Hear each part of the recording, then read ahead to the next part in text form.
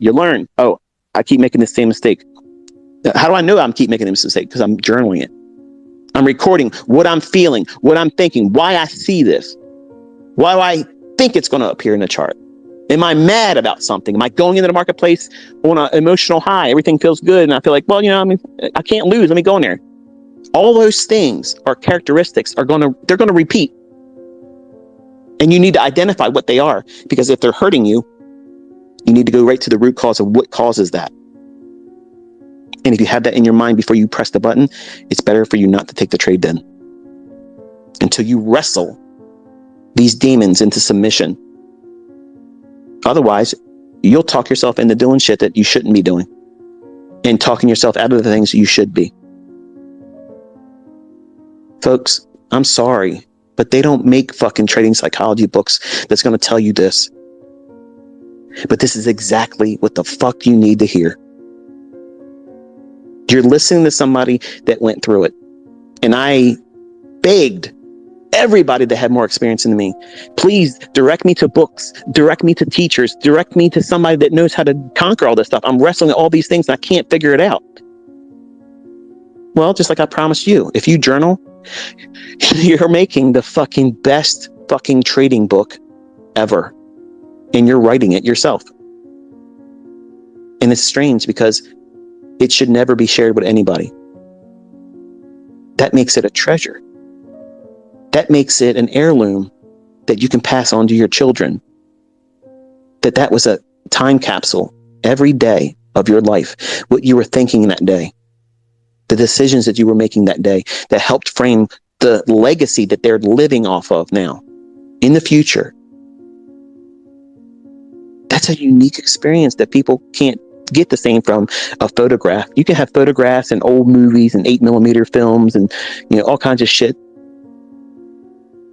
But it's totally different when you see the blueprints of what your future family is going to live off of. What you did, the engineering moments of how you put all this stuff together for you to make it work for you.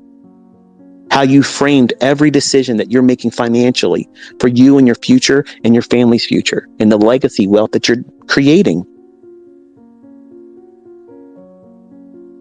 But you think it's something you shouldn't do.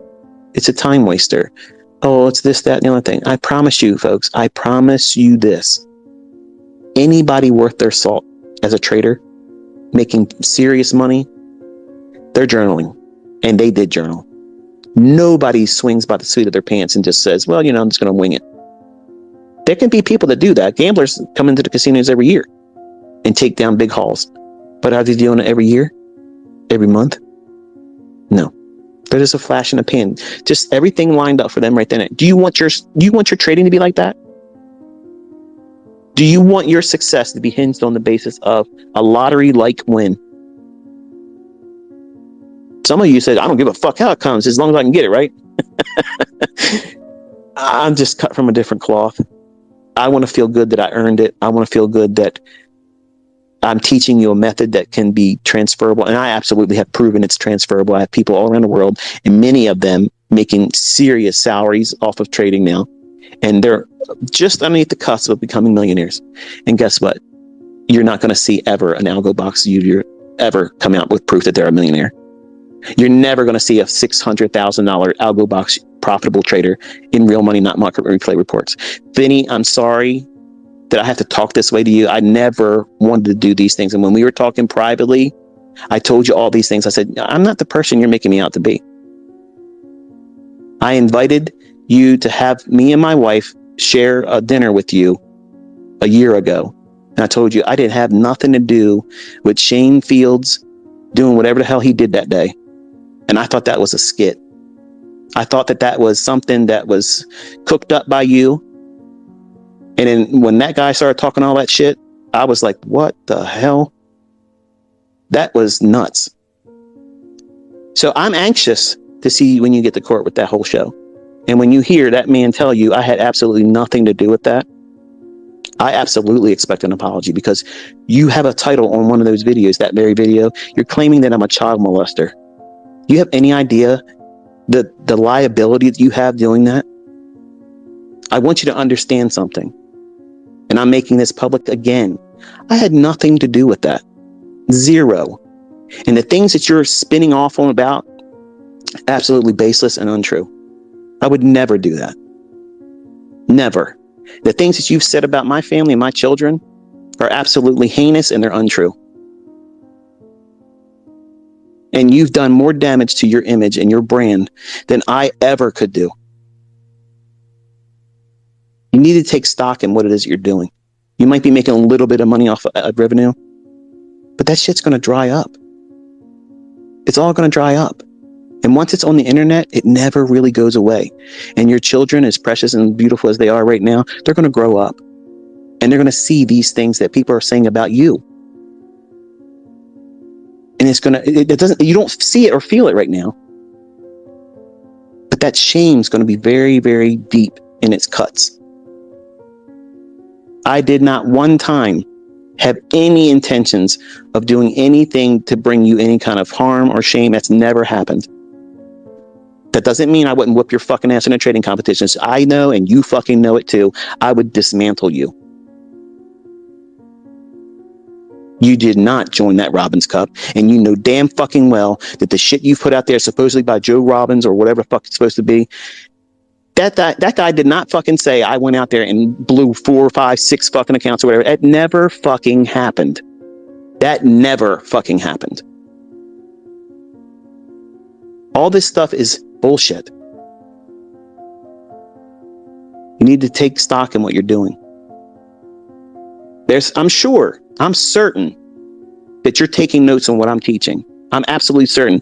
Everything that you have been doing for the last 5 or 7 years has been inspired by me, whether you fucking want to admit it publicly or not. You've done it a few times in your live streams where you say, oh yeah, the J hook, that's ICT's optimal trade entry. Yep. I even told you to code this stuff. If you can do it, I have users, well, not users, but I have students that would use your shit if you could really do it and make it consistent. Take all that shit off your charts, all that bloated bullshit. You're getting there. It's slowly happening. But the things that you're building your stuff on is all bullshit. Incorporate the stuff. I'm not even saying market it with my stuff. You don't ever have to do that. You never have to come out in public to say it. You don't even have to say it to me in an email. You don't have to say nothing to me. Just do it. And I promise you, your shit will start working. And people that want that crutch of being able to go out there and try to do something and it's built on sound logic. Look at the fucking thing my son's using right now. You trade all these little micro couple types of trades and over leverage them. Take the over leveraging away, build it with one contract basis, automate it. It has a negative R. It doesn't matter. That consistently will drive transactions. And if you automate that, I guarantee you people right now are sitting there thinking, ICT, you're right. If you can make that work, I would like to have something like that. And again, like I told you in the past, I don't want any royalties off of anything. Nothing. But you went on this fucking vendetta, man, for nonsense because I didn't come out and defend you. I barely even fucking knew you were. And it's fucking creepy as fuck that you act like we've been friends since childhood and I backstabbed you. I have no idea who the fuck you were, man. But the shit that you're spewing is lies, man. It's fucking lies.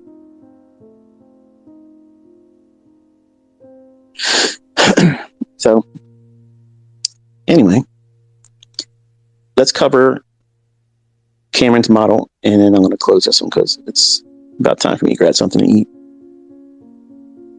When I sat with Cameron, I told him, I said, look,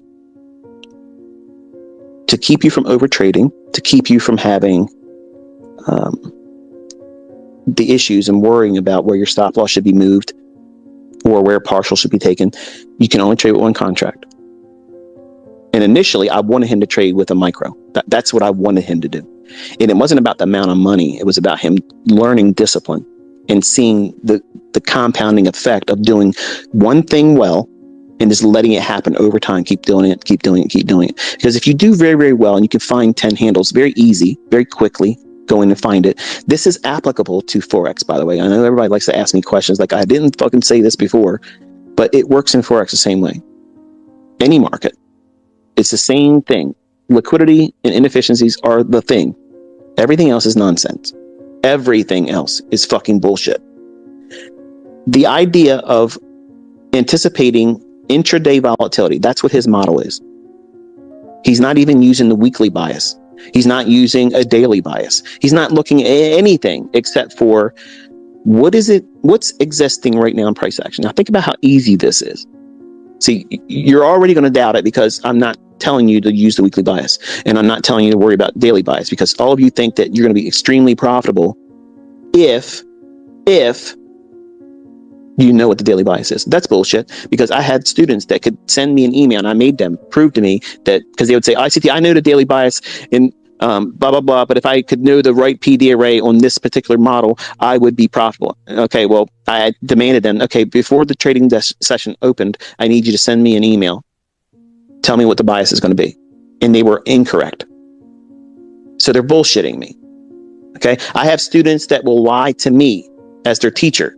And I'm fully capable of accepting the fact that there are going to be people out there that are going to lie and say my shit doesn't work because they aren't doing it correctly. That's why I said, bring your receipts. If you know that you have tried, show me that you have tried. Show me what you have been journaling. And showing me 5 fucking pages of scribbling is not journaling. That's somebody hurrying up trying to put something together to make it look like it.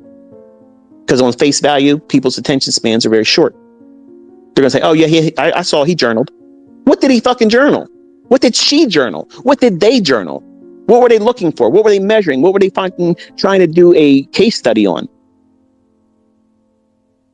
What model are they trying to employ? Are they changing shit all the time when they go into the marketplace? Or are they looking for one particular thing?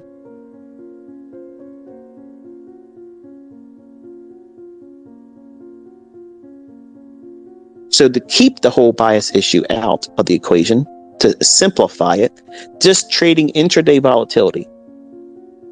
That means whatever the market's going to do from the highest high and the lowest low that it will form that day, which you don't even need to know that. I have tools that'll do that. I've proven it publicly that I can fucking tell you what they are. And you watch me trade them. You don't have anybody else out there in any fucking trading community that's ever proven that. Just me. Now, intraday volatility, that means you're going to be looking for an hourly or basically 60-minute swing high or a swing low that is likely to move to. It's in close proximity to it. It's been going up for the last couple hours or so. And it's just getting real close to an obvious 60-minute high. If it's not doing that, go down to a 15-minute time frame. Look for a swing high that it might be gravitating to. If it's gravitating towards that 15-minute high, and real important, here's the filter, folks. Okay, this is the fucking part that you're not going to do. And when you fucking lose, you're going to swear up and down that it fucking fails. On a 1 or 5 minute chart, if you're bullish, it must show a swing low taken and then reject and go higher. Whatever time frame, whether it be the 1 minute or 5 minute, whatever time frame that swing low is breached, it goes below it. It only needs to go by 1 tick. Doesn't need to close below it either. Just needs to go below it. That time frame that has the swing low, it must have a candle close up after it takes that low. Once it does that, you immediately drop down to a 30-second chart. But I can't have a 30-second chart. Then you can't fucking trade this model.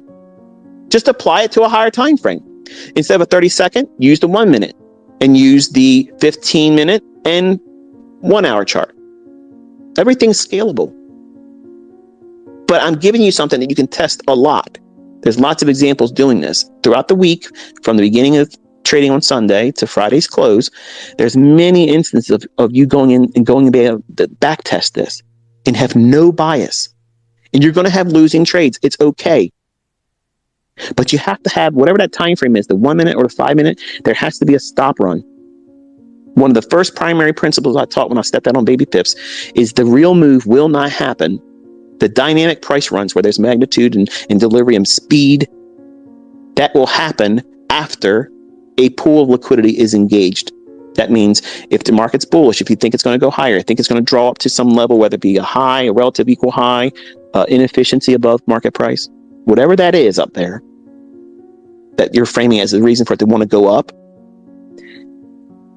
it's far more likely to get up there with conviction and speed if there has been a short-term run on liquidity that's below the marketplace in the form of stops or sell-side liquidity. Because the market's going to go down to allow traders to buy those stops. What traders? Smart money. The algorithm is cowtailing to them. It's called handshaking. The market reprices to levels to allow handshaking to occur. That's the real term. That's exactly what's going on. And when those orders are being provided to the participants that are on the sideline, you're not seeing their fucking orders on the DOM, the depth of market. It's not DOM, by the way. DOM. When that is showing those numbers and stuff, their orders are not sitting there. Smart money's orders are not sitting there. They're not fucking sitting there, folks. That's why I'm laughing at you when you're fucking using it and you're asking me, show me your order book, show me your level 2 data. That's fucking bullshit. That's all bullshit. It's spoofing. Their orders are immediately piped in. Immediately. They're not sitting around waiting for you can read them. If they have their orders the size of their fucking orders and the volume of their fucking orders, if they were sitting out there where you could see them, you could really read sentiment then. They're never going to fucking let you do that. Why the fuck is it so hard for you not to see this? Because people on CNBC and people that are allowed to talk on CNBC that have no fucking real clout on Twitter.